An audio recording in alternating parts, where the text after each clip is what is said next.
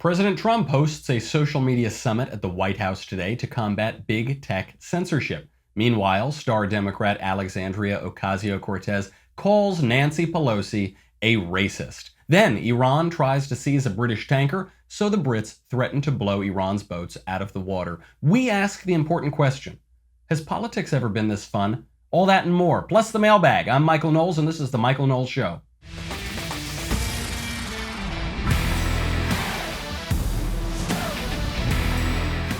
Some people like to pretend that politics has never been this bad. They say, oh no, the chaos in the White House. Oh no, the chaos and the crazy left and the Democrats. We do this because we like to feign hardship. This is something that people do. This is how people bond sometimes in groups. If you're meeting a new group of people, if you're working together or you're on a project together, you're at a conference or something, you'll notice people like to complain because they sometimes bond over imagined or real hardship. But I am here to tell you, especially with today's news cycle, politics has never been this fun, and it is nowhere clearer than in President Trump's tweet storm about the social media summit. Talk about taking a frustrating news item and turning it to just pure joy. We'll get to that in a second, but first, I need to proselytize to you about my favorite way to sleep, which is Purple Mattress. Come into my boudoir. Please sleep as though you are sleeping in my bed. Am I Me Tooing you right now? I might be, I don't know. Purple Mattress is the greatest mattress ever invented, period. I love it. I've had the privilege, I travel all around the country to college campuses. I had the privilege on one occasion to stay at the Ritz-Carlton, maybe the nicest hotel in the country. And every morning I woke up and I thought, oh, that just doesn't feel as good as my Purple Mattress. Purple Mattress is the greatest luxury I've ever slept in.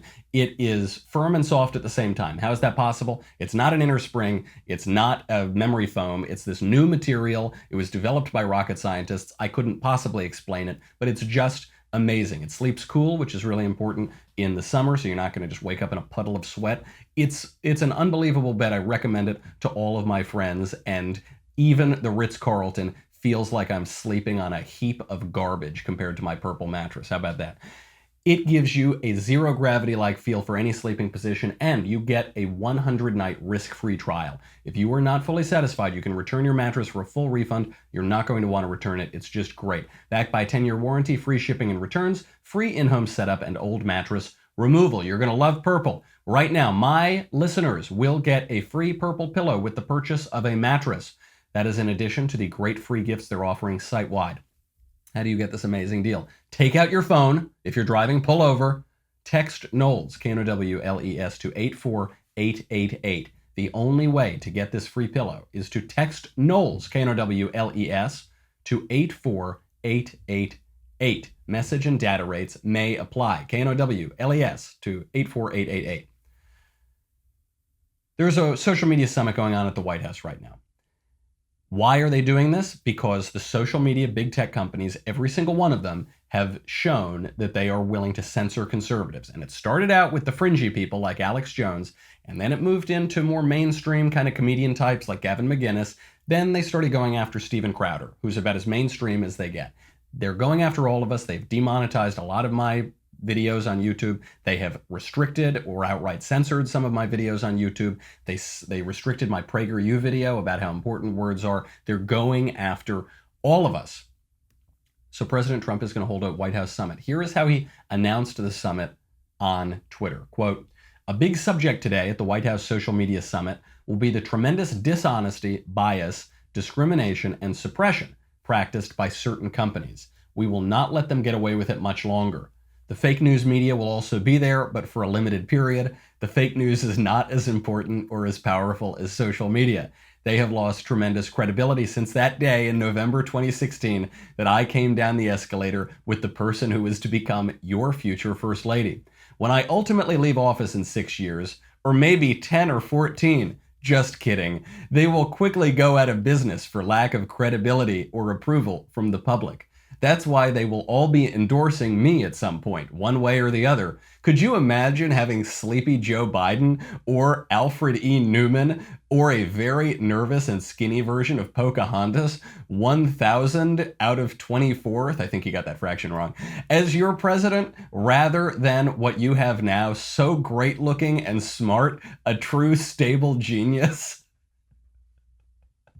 Sorry to say that even social media would be driven out of business along with, and finally, the fake news media. I'm sorry. I thought I could get through it, and I can't. I also want to point out there's some kind of random capitalizations in here. When he was referring to Pete Buttigieg, who he calls Alfred E. Newman, like the Mad Magazine character, he actually tagged an Alfred E. Newman account. So I don't know who that person is. This was a masterpiece. Comparative literature classes, poetry classes are going to be studying this tweet storm in the future for its rhetorical brilliance. I'm not kidding. What more could you want? This is hilarious, and it actually accomplishes something. So a lot of people, what they think is that Trump's tweet storms are just gratuitous, they're crazy, they're weird, they're wacky. They might be weird, they might be wacky, but they're not gratuitous. They actually are accomplishing something. They have a point. He's not just writing them because they're funny. He's writing them because they are calling attention to the social media summit. We haven't heard a whole lot about this social media summit. A couple headlines here and there, but the mainstream media and the big tech companies have had every interest in blacking it out. It hasn't really been trending on social media. The mainstream media haven't been covering it. Why? Because conservative voices in social media are a huge threat to both of those institutions. So how does Trump call attention to it? Is he sends out this wacky tweet storm that is too much to ignore. So he goes after the fake news. So he hits them really hard, but maybe they could ignore that. Then he says we won't let them get away with it much longer. So there's a threat. You think they'd probably have to cover the threat. Then he just starts talking about how he walked down the escalator with his wife, and that's kind of strange. Then he says he might leave office in 10 or 14 years, so he might stay beyond his constitutional term limits. He says just kidding, but you just feel if you're in the media, you have to report on that. Then he makes fun of Joe Biden. Then he makes fun of Pete Buttigieg. Then he makes fun of Elizabeth Warren. And as he's making fun of her, he gets the fraction wrong. She's 1,024th Native American. He says it's 1,000 out of 24th, which would make her incredibly Native American. It would make her many, many multiples Native American. It's 1,000 divided by 24 is quite a lot. Then he uses this phrase, which is the one that's actually been plucked out. So great looking and smart, a true stable genius. The media at this point, even if they could ignore the other stuff, they can't ignore that because it's hilarious. And they will use that to pretend that Trump is a crazy narcissist. He's not. He's just really, really good at getting attention. Because he's gotten everyone's attention. Obviously, he's got my attention. I'm reading the whole thing. But everybody has been doing this in the mainstream media today. And now we're talking about the social media summit. So what is the social media summit? Trump invited his most ardent social media supporters to the White House to discuss censorship. So CNN, now that they have to report on this, CNN has been describing them as right-wing extremists. The White House is in chaos as the right-wing extremists descend. So who was invited? The head of the Students for Trump. See, a right-wing extremist? And he's the young Trump supporter. A Twitter account named Carpe Donktum, which describes itself as the eternally sarcastic meme-smith specializing in the creation of memes to support President Donald J. Trump, and the talk show host Bill Mitchell, who is a huge Trump supporter. His Twitter banner is just like a glowing golden picture of Donald Trump. These are not far-right people. He's not inviting white nationalists, neo-Nazis, all the regular gang that the mainstream media scaremongers with. He is, however, inviting eccentric people. I mean, one of the guys' names is Carpe Donktum. That's pretty eccentric. This sends the right message. The message that this is sending is that the White House is not going to back down on this. So he's threatening, he's saying there will be consequences. What will the consequences be? I don't know. He probably doesn't know. But he's saying there will be. He then holds the summit, which in itself shows that they're taking this seriously. And then, crucially, he's not just inviting the buttoned-up people. He's not just inviting the ones who have bow ties on and who are really super serious and have a lot of law degrees.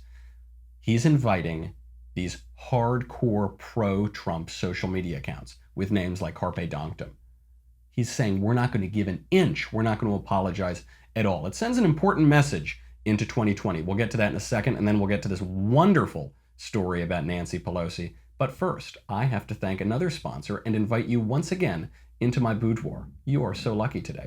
I've got to tell you about Boll & Branch sheets. You know, really, the same could be said of Boll & Branch. I talk about how much I love my mattress. Boll & Branch sheets is another example of, if you ever have the opportunity to stay at some of these super duper nice hotels, one thing you'll notice is that the sheets feel completely different from the sheets you have at home.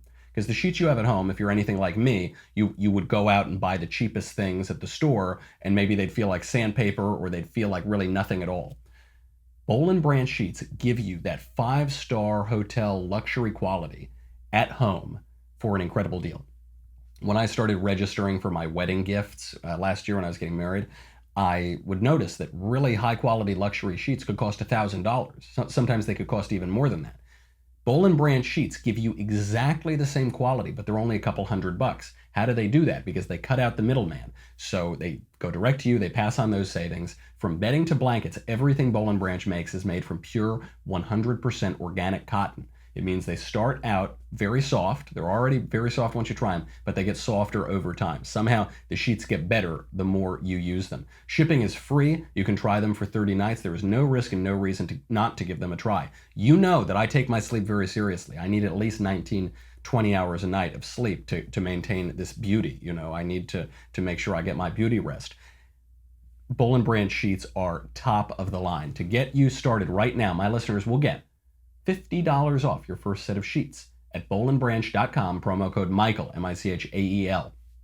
$50 off your first set of sheets is a pretty good deal. I'm saving you a lot of money. Go to bollandbranch.com for $50 off your first set of sheets. BOLL and branch.com, promo code Michael, bollandbranch.com, promo code Michael. So what is the message that Trump is sending here into 2020?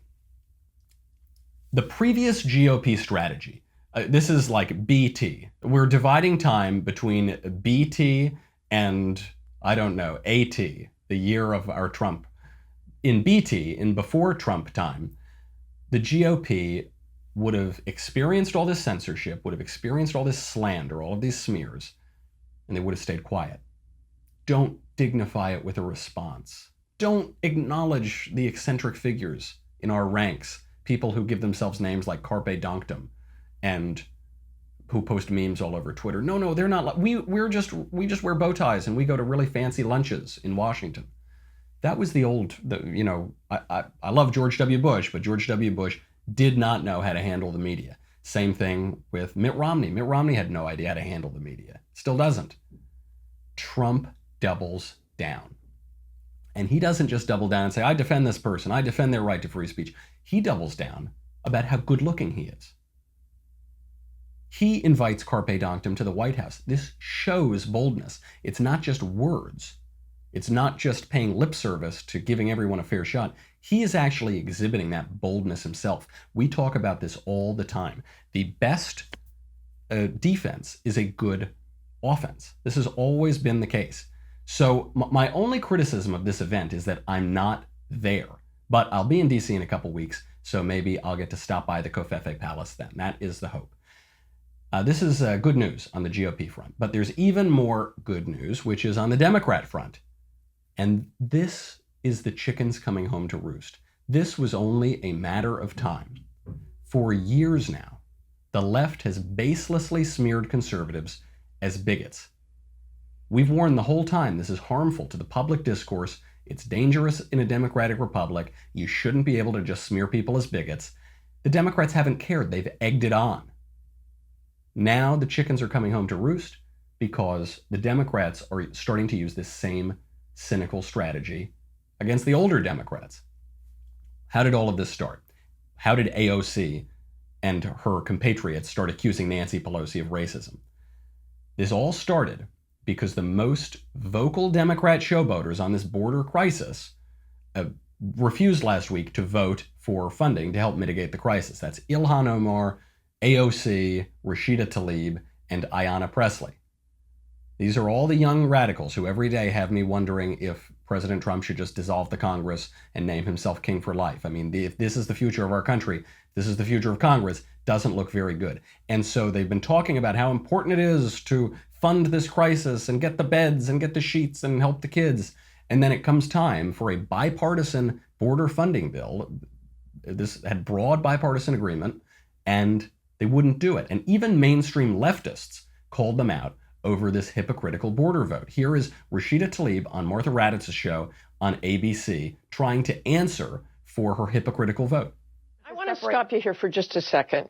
McLennan has been sounding the alarm for months for resources to help the migrants. You voted against the $4.6 billion emergency border bill to deal with the surge of migrants. That included almost $3 billion to provide shelter and care for unaccompanied children. Acting Secretary McLennan says those funds are critical to get children out of CBP custody and transferred. Even if the bill didn't have everything you wanted. But listen to this. Do you know what the CBP agent said on the ground, though, Martha? She's proud. I'm this, I'm that. She won't even let Martha Raddatz get the question out because she knows the question is a total indictment of her. So Nancy Pelosi uses this opportunity to show, look, guys, these screeching, ignorant young congresswomen don't know anything. They're not actually the leaders of this party. We're the ones getting things done. Pelosi tells the New York Times and tells Maureen Dowd, who's a columnist there, quote, all these people have their public whatever and their Twitter world, but they didn't have any following. They're 4 people, and that's how many votes they got. Pretty harsh criticism from the Speaker of the House. She's completely right. AOC made it to Congress with 14,000 votes. There are about 250,000 registered voters in her district, maybe more than that. She got 14,000 votes in that primary that no one thought was going to matter because there was an entrenched incumbent, and it was Joe Crowley. He'd been there for a long time, and he didn't campaign. She went in, she got 14,000 votes, she wins the primary, she makes it to Congress. So she's got this huge, almost 5 million person Twitter following. No one actually in her district likes her that much. She's polling very low in her district. In fact, part of the reason why AOC is making such a spectacle of herself is because there's a fair chance that she won't get reelected. There's rumors up in New York that they're going to redistrict her out of her district. So she makes this big spectacle. AOC seizes on that. How can, or rather Pelosi seizes on that toward AOC. Now, how can AOC respond? She could respond by showing why Nancy Pelosi is wrong on the border. She could respond by making a principled argument about how Congress's complicity in the border crisis. She could respond by trying to secure the border and discouraging people from putting themselves in this position in the first place by crossing illegally. But she didn't do any of that because she's a hardcore radical leftist and she doesn't know anything. So instead, she called Pelosi racist. And I love it so much. Oh, it's just the greatest. I wish they would do this all the time. She tells the Washington Post, quote, the persistent singling out, it got to a point where it was just outright disrespectful. The explicit singling out of newly elected women of color. Take that, Nancy Pelosi. Wasn't just AOC. Ilhan Omar jumped on this bandwagon too. She tweeted out, quote, patetico. I guess she must have learned from Beto O'Rourke and Cory Booker and Julian Castro and Jose Diaz-Balart that in America now we speak Spanish instead of English. I don't know. I wonder why they call her un-American. Patetico, she writes. You know they're just salty about who is wielding the power to shift public sentiment these days. Cis, sorry, not sorry. It's like the worst combination of millennial thinking and millennial language. The millennial thinking is if you disagree with me, you're a bigot. Everyone who disagrees with me is Hitler. That's the millennial leftist mantra. And then there's all this stupid language. You call each other cis, S-I-S, like sister, which means you're assuming their gender. And that's horribly offensive as far as I'm concerned. Then they'll say things like sorry, not sorry, just these sort of vapid expressions. And the point is just very blunt and simple. It's just calling Nancy Pelosi a racist. What's ironic about this, and you know my feelings on Nancy Pelosi, there is no evidence that Nancy Pelosi harbors some racial bigotry. It's like when they tried to call Biden a racist. There's no evidence of that. There is, however, plenty of evidence that these young fresh faces, Ilhan Omar, Rashida Tlaib, those people, that they actually do harbor racial bigotry. Ilhan Omar, just to remind you, has claimed that Israel hypnotized the world, and she has publicly prayed to Allah to awaken people to the evil of Israel. She has claimed that politicians only support Israel because the Jews bribe them, and she has also claimed that Jews aren't loyal to the United States. Repeatedly done this, Ilhan Omar. Pelosi was the one who had to say, hey, lady, cool it on the racism. Ayanna Pressley, who's another one of these fresh faces, she tweeted out just yesterday or 2 days ago to Kellyanne Conway, quote, at Kellyanne, oh, hi, distraction, Becky. Remember that time your boss tore babies from their mother's arms and threw them in cages? Yeah, take a seat and keep my name out of your lying mouth. Now, for those of you who aren't familiar with like weird leftist millennial speak, Becky is a derogatory term for white women. So Becky is considered this generic white woman name. It's kind of like calling someone a cracker. It's saying you're bland, you know, to be a white woman is to be sort of uninteresting and boring. This is the sort of thing that we would expect from Ayanna Pressley. To give you context, Ayanna Pressley is a graduate of the same college as Alexandria Ocasio-Cortez, and it shows. Pressley has never done anything in her professional life other than work for politicians or be a politician. So she's got a very narrow and shallow background. But just consider the racism of that statement. To criticize Kellyanne Conway on the basis of her race. Imagine if a white congresswoman referred to a black senior White House advisor by some stereotypically black name, as though that were a slur. If they said, oh, hi, distraction Shaniqua. Oh, hi, distraction Chantel, I don't know. Imagine the outrage that you would hear from that. Actually, you don't have to imagine it, because forget a Republican congresswoman, a comedian, a generally left-wing comedian, one time made a racially offensive joke about a black senior White House aide who was Valerie Jarrett. That was Roseanne Barr who made that joke. She lost her network TV show within hours. But Ayanna Pressley, fresh-faced Democratic congresswoman, does the exact same thing to a woman in the exact same position. Nothing. Nada. Doesn't matter. They don't bring it up. This has always been the double standard. And I suspect it's going to continue to be the double standard. Conservatives have always just dealt with it. I mean, it is hard to fight back against this because we don't want to get in the muck with them as much as they do. It's just disgusting. You don't want to get into a fight with a skunk because either way, you're not going to leave smelling very good. But now, finally, the Democrats themselves are experiencing the poisonous fruits of their decades of racial divisiveness. This is it. I mean, Nancy Pelosi and her whole crew, they stoked this racial resentment. They stoked all of this racial division. And now they are the victims of it. Because it never ends. If you have a politics that's just based on division and entitlement and resentment and envy, that's not going to end. We're not going to reach a point where those evil, wicked lusts and passions are satisfied. They are ravenous passions. They go on forever. And now the Democrats are eating their own, and it's absolutely fabulous to watch. Meanwhile, during this entire clown show, one story that has not really gone mentioned is we've more or less just averted a war with Iran.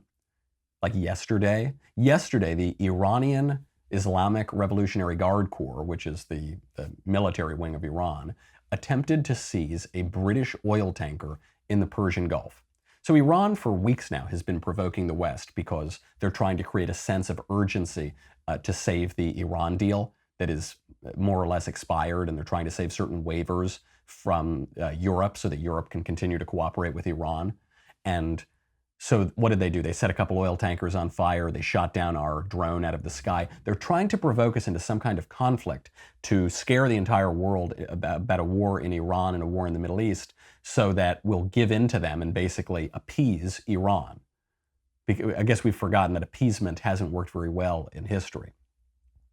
So Iran now, the latest thing they've done, because the US and Europe has really handled these provocations with great restraint and pretty well. So what they did yesterday is they sent a couple boats to go seize a British oil tanker. What they didn't expect, though, is that the British oil tanker was being escorted by the HMS Montrose, which was much more heavily armed than the British tanker. So you've got this incredibly provocative maneuver by Iran to basically force the oil tanker into Iranian waters so that they can seize it. At that point, that's when the Brits turned their 4.5-inch main gun and their surface ship torpedo defense on the Iranian boats, in addition to two 30mm automatic machine guns and a Sea Captor missile system. And just to kick it all off, they deployed their rocket-launching helicopter to circle the Iranian boats. So it's just like these little, Iranian bullies pull up, and then you just see the full weight of the British Empire as though it were resurrected again in the Straits of Hormuz. And the Iranians back off. Of course, what are they going to do? They'd blow them out of the water. This was the very subdued response from the British. The Royal Navy HMS Montrose, which was also there, pointed its guns at the boats and warned them over radio, at which point they dispersed. Classic British understatement. It's as if to say, yes, well, no big deal. It's okay. We averted it. This was a major provocation. This could have turned into open fire. How was this averted? How was the possibility of war averted? It was because the British were prepared to go to war. I mean, this is the premise that we've been talking about for weeks. The way you get peace is by being prepared for war. You get peace through strength. It's the phrase of Ronald Reagan. It's the phrase of Barry Goldwater. It's the phrase of conservatives now for 70 years. Peace through strength. You'll hear the left try to browbeat conservatives and say, you're warmongers, you're hawks, you're bloodthirsty, because we want to build up the military. You should point out to them that the two most peaceful presidents in modern history are Ronald Reagan and Donald Trump. And those are the two guys who were called cowboys. Those are the two guys who were called warmongers. Those are two guys who have built up the military dramatically. But they've built up the military because they know by building it up, they're reducing the likelihood that we're going to actually have to deploy the military. Bullies, when you don't stand up to a bully, when you appease a bully, that is an open invitation for aggression. That is an open invitation for war. When you stand up to them and you launch you deploy your rocket launching helicopter to circle them and you point all your guns at them and you say, we will blow you out of the water, not a shot is fired. That's how you have peace. It's a lesson the left doesn't usually get, but we should send it because the lessons of history are clear. Appeasement doesn't work, and being prepared for war does work. And moreover, imagine if a bullet had gone off yesterday. We would be talking today about possible war with Iran. And now we don't have to talk about that. Now we just get to talk about Donald Trump calling himself good-looking and youthful and a very stable genius, and making fun of Sleepy Joe, and making fun of Alfred E. Newman, Pete Buttigieg, and watching the Democratic Party implode on its own premises because now they're just all calling each other racists and bigots. We get this wonderful news cycle. Politics has never been more fun than it is right now. And the reason it's fun is because we're extraordinarily prepared. We're showing a tough face to big tech, tough face to censorship, tough face to Iran, because we are standing up, willing to do hard things. We get to have as much fun and we get to guzzle as many leftist tears as we want. We have got to get to the mailbag, but first, speaking of leftist tears, go over to dailywire.com. You get me, you get the Andrew Klavan Show, you get the Ben Shapiro Show, you get the Matt Walsh Show. You get to ask questions in the mailbag, that's coming up right now. You get to ask questions backstage. You get Another Kingdom, you get everything, and you get the Leftist Tears Tumblr. Never more important than now, and it's only going to heat up as we approach 2020. Go to dailywire.com. We'll be right back with the mailbag.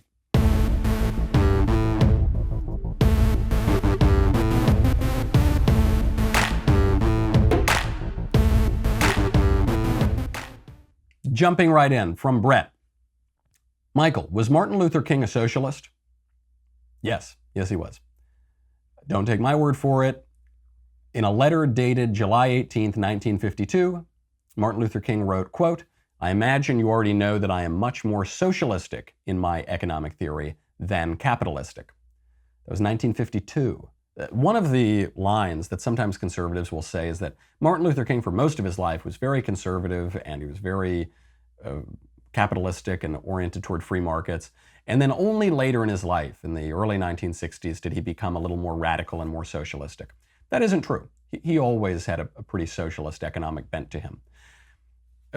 Both sides want to claim Martin Luther King. The conservatives claim Martin Luther King because of his most famous speech, I Have a Dream, in which he talks about a world in which racial division won't matter and black children will play with white children. And this is a vision that conservatives love.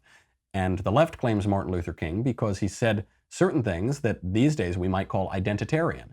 He was an advocate for black people, for black rights, because he was economically quite radical. He wanted a jobs program. He wanted the war on poverty. He wanted more socialist economics. He at one point talked about the nationalization of industry as being a good thing. And so he's a complex figure. We have made him a simple figure because we claim him as a secular saint. I mean, we have a day for him. We celebrate him on the secular liturgical year. We've turned him into a legend that he really was not. You know, he had supreme moral clarity in certain areas. If you watch his speech, I've Been to the Mountaintop, it's one of the most powerful speeches in American history. And then he was murdered the next day. Then you learn that he was one of the most prolific womanizers in the history of American politics. You realize that he didn't always practice his moral vision himself, and parts of his moral vision were wrong, like socialism.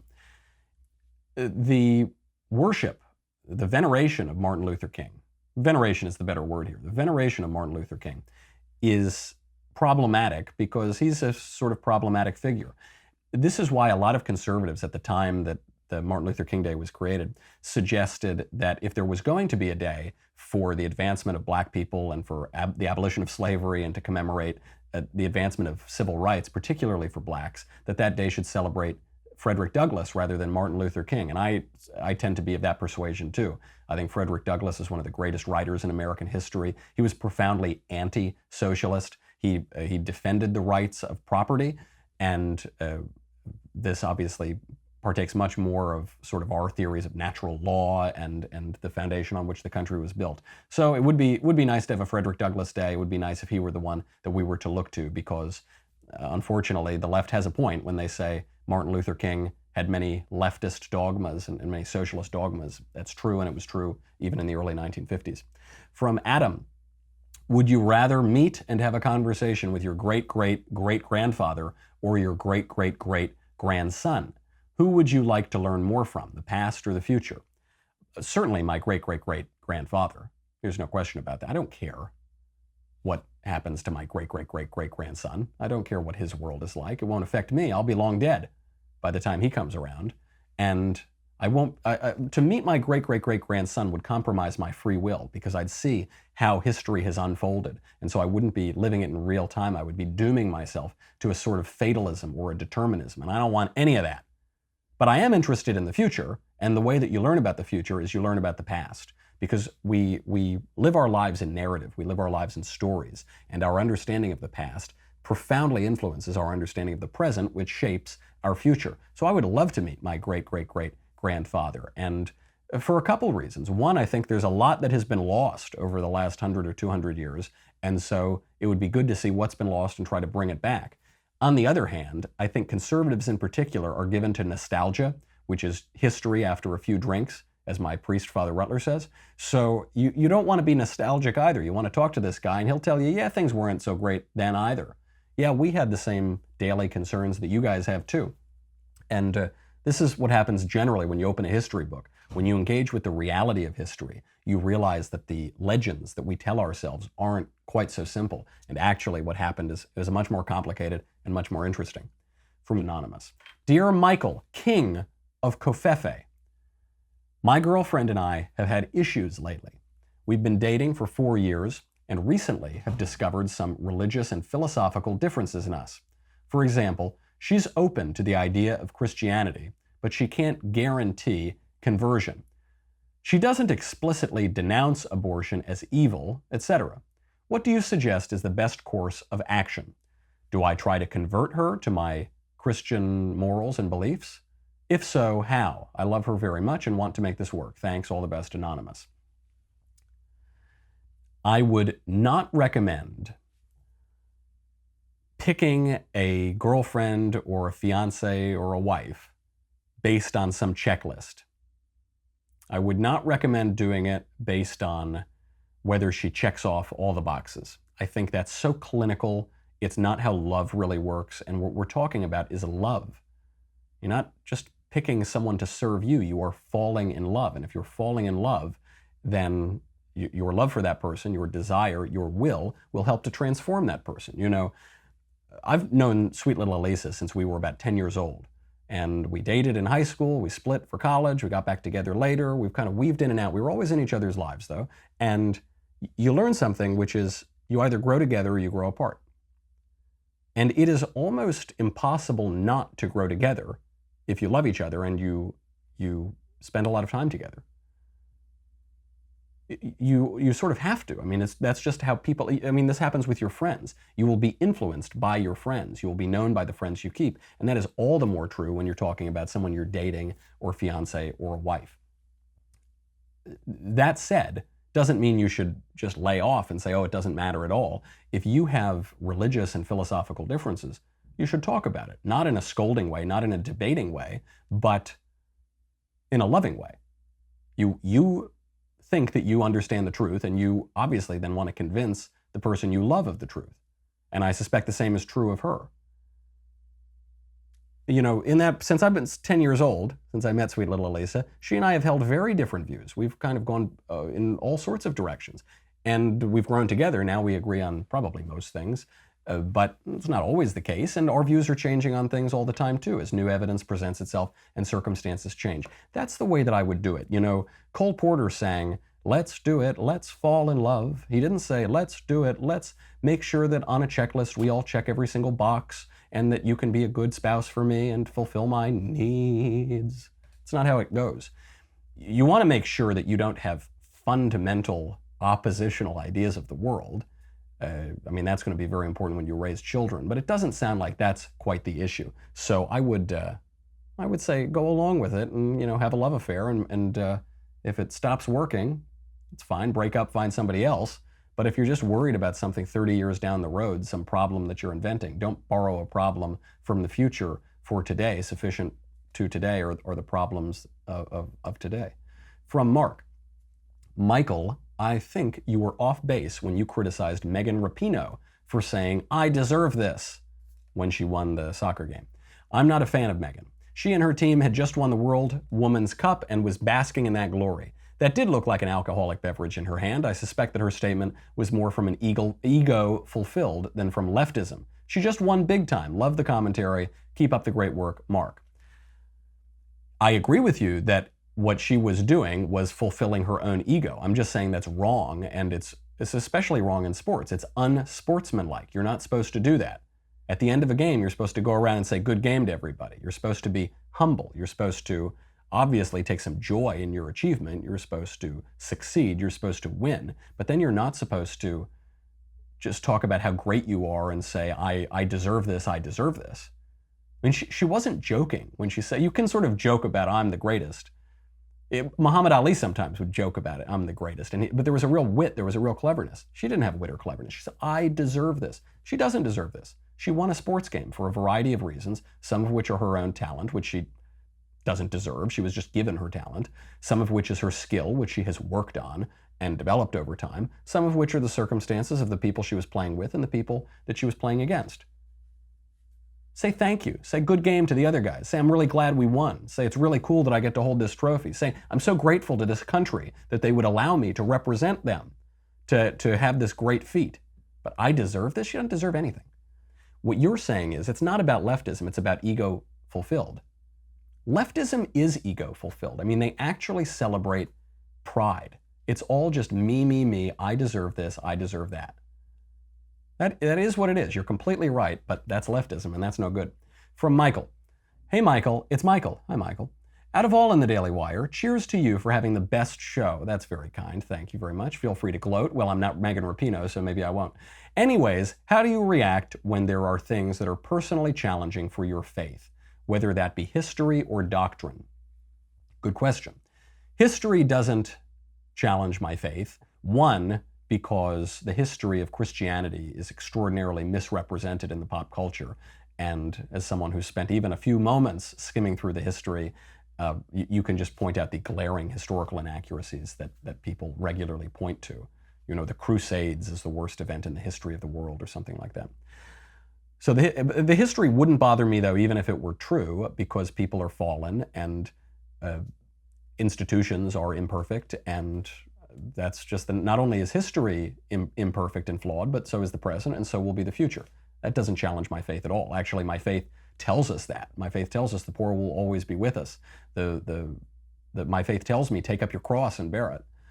So that's fine. The doctrinal aspects are actually one of the reasons why I'm Catholic and why I like the Catholic Church quite a lot, is because despite all of the many, many immense problems over the millennia in the Catholic Church, the weight of their history, the inertia of that institution has, I think, protected it from a lot of the doctrinal craziness that we're now seeing in some of my other friends' churches, where they've got pride flags outside of the church, or they're changing doctrine willy-nilly, or they're radically changing views of the human person and marriage and abortion and life and all of these things. It's not to say that there aren't a lot of Catholics who do want to change those things. It's just that the institution of the church has prevented them from doing it because it's so old, it has so much history. Even the popes can't change doctrine.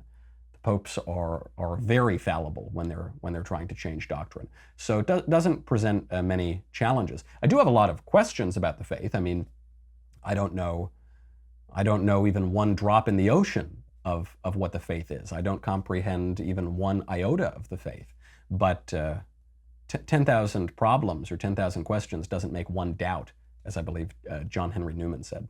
From Nick, hey Eric Swalwell, I'm sorry you had to drop out of the presidential race. Me too. Since you've acted in plays, I'm curious, what's your favorite work of Shakespeare if you had to pick one? Personally, I don't think it gets any better than Hamlet, but what is your pick and why? You're absolutely right, Nick. The answer is Hamlet. I think it's the greatest play ever written. And the reason for that, I mean, there's a reason why it is considered the greatest play ever written and why it's done all the time. Because it is so powerfully, broadly, and profoundly human. And because the play is about a question that interests me very much, which is the history of Western Christendom, particularly in light of the Protestant Revolution. So the play is really all about the Protestant Revolution and the points that the Protestant revolutionaries were making, and the problems of the Catholic Church and the points that the Catholic Church were making, and what it means for Europe, that Christianity had this big split in Western Europe. And even early on, Gertrude, the mother of Hamlet, says, don't go to Wittenberg, don't go to the center of Protestantism. You have Hamlet debating throughout the whole play doctrines of the faith. From the very beginning, we see the soul of Hamlet's father is coming out from purgatory. Many Protestants doubt the existence of purgatory. Later on, Hamlet doubts the existence of purgatory.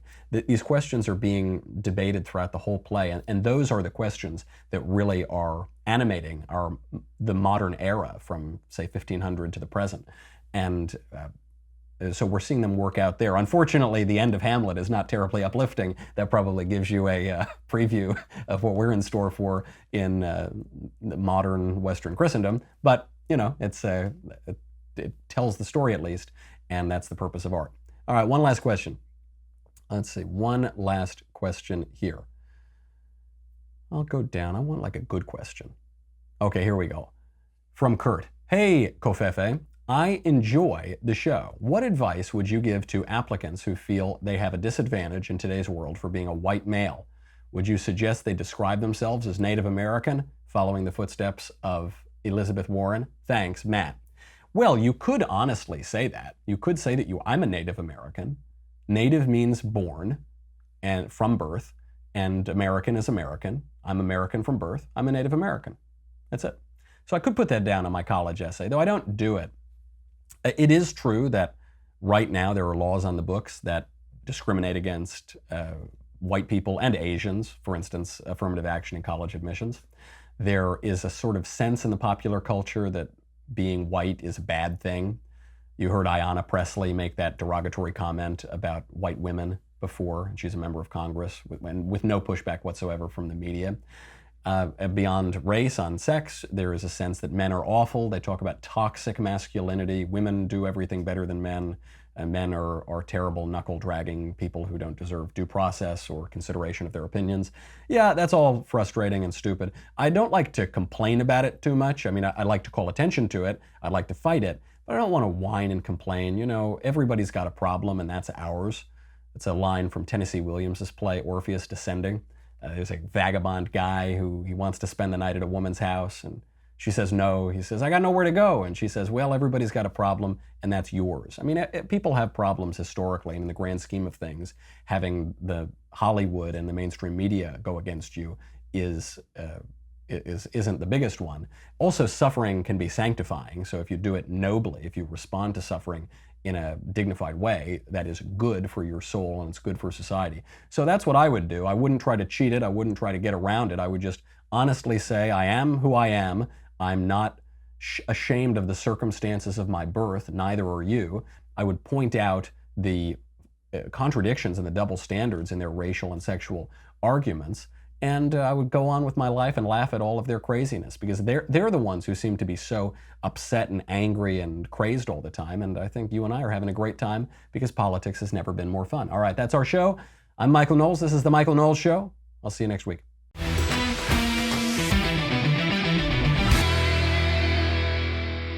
The Michael Knowles Show is produced by Rebecca Dobkowitz and directed by Mike Joyner. Executive producer, Jeremy Boring. Senior producer, Jonathan Hay. Our supervising producer is Mathis Glover, and our technical producer is Austin Stevens. Edited by Danny D'Amico. Audio is mixed by Dylan Case. Hair and makeup is by Jesua Olvera, and our production assistant is Nick Sheehan. The Michael Knowles Show is a Daily Wire production. Copyright Daily Wire 2019. Today on The Ben Shapiro Show, AOC versus Nancy Pelosi. The catfight, can we call it that, begins. That's today on The Ben Shapiro Show.